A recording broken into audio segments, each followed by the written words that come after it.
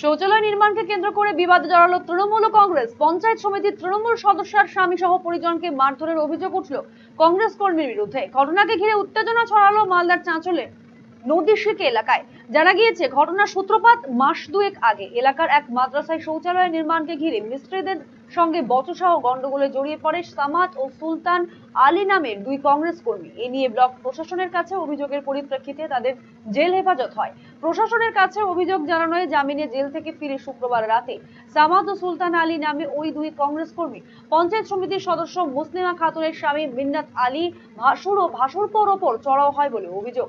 সামাদ সুলতান প্রায় 9 জনের একটি দল তাদের ওপরে চড়াও হয়। যদিও পঞ্চায়েত সমিতির সদস্যের স্বামী বা কোনো পরিজনে নির্মাণ কাজ নিয়ে অভিযোগ জানায়নি বলে দাবি মুসলিমা খাতুনের।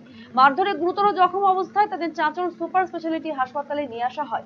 ঘটনায় সামাদ, সুলতান আলী সহ 9 জনের বিরুদ্ধে চাঁচল থানায় অভিযোগ দায়ের করেছেন মুসলিমা খাতুন। ঘটনার তদন্ত শুরু করেছে পুলিশ। মাদ্রাসায় টয়লেটের কাজ হচ্ছিল। কাজ সমাধানের কাজ বন্ধ করলো। তারপরে বন্ধ করার কিছুদিন পর কাজ চললো। তারপরে শুক্রবারের দিন আলবেদা জুমার দিন দেওয়ালে ভেঙে দিল সমাধানে সুলতান আলী দু ভাইয়ে। ভেঙে দেওয়ার পর মিস্ত্রিকে মারতে হুমকি দেখায়, মারতে যায়। মিস্ত্রি ভিডিওকে কমপ্লেন করলো। তারপরে ওরা দু ভাইয়ে জেল খাটলো, সামাদ আলী সুলতান আলী। ওরা বলছে কি যে আমার স্বামী কেস করেছে, আমার স্বামী কেস করেনি। ওরা তারপরে জেল থেকে এসে ওরা বলছে ওরা মারার হুমকি দেখায়, আমার স্বামী মিন্নাত আলীকে মারবে এমনি বলে থেকে যায়। তারপরে জেরানা মিটিং হয় কালকে। জেরানা মিটিংয়ে 30-35 জন ছিল। তারপরে মিটিং শেষ হয়ে গেছে, ঈশার সময় হয়ে গেছে। কিছু লোক নামাজ পড়তে যায়, কিছু লোক বেরিয়ে যায়, কিছু লোক চাহার দোকানে যায়। তারপরে এরা দু ভাইয়ের পিছনে ছিল, একরাম মুলক ছিল, শাহজাহান মাস্টার ছিল, এরা পিছনে ছিল। আর পিছন দিক সবাই চলে গেল, কমে গেল। আর পিছন দিকতে এসে ওরা সবাই ভাইয়ের হাতে যায়, সবাই মারধর করলো। মানে মোটর সাইকেলের চেন দিয়ে মেরেছে, মাথায় আঘাত করেছে দু ভাইয়ে দিয়ে, পাঞ্জা দিয়ে, মোটর সাইকেলের চেন দিয়ে। ওরা 8-9 জন ছিল, বেশিও ছিল। যদিও নিম্নমানের কাজের প্রতিবাদ করায় ওই দুইজনকে ফাঁসানো হচ্ছে বলে দাবি করেছে চাঁচল 1 নম্বর ব্লক কংগ্রেস কমিটির সম্পাদক আতাউর রহমান। ওই কংগ্রেস কর্মীদের পাল্টা মারধরের অভিযোগ এনেছেন আতাউর রহমান।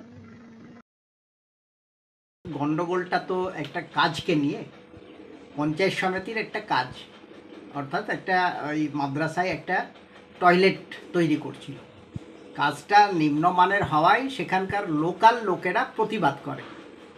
লোকাল লোকেরা প্রতিবাদ করায় এরা, যেহেতু পঞ্চায়েত সমিতির মেম্বার কাজ করাচ্ছে, তো এটা সরকারে আছে, এরা বাহুবলী মানে যে মাস্তানি করতে গিয়ে এরা কি করেছে, ওদেরকে মারধর করেছে। প্রতিবাদ করতে পাবে না, কাটমানি খাবো, যেমন খুশি তেমন কাজ হবে, প্রতিবাদ করতে পারবে না।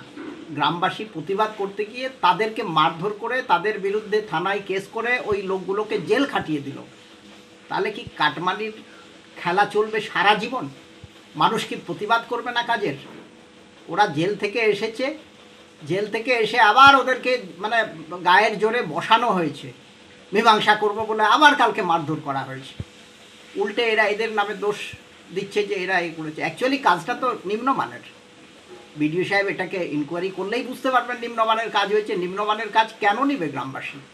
আইনের দ্বারস্থ ওরা যেমন হয়েছে, গ্রামবাসীও হবে। ওরা এটা তো রাজনৈতিক রং লাগাচ্ছে। কংগ্রেস তৃণমূলের বিবাদ নয়, এটা গ্রামবাসী ভার্সেস কাটমানিখোর তৃণমূলের বিবাদ।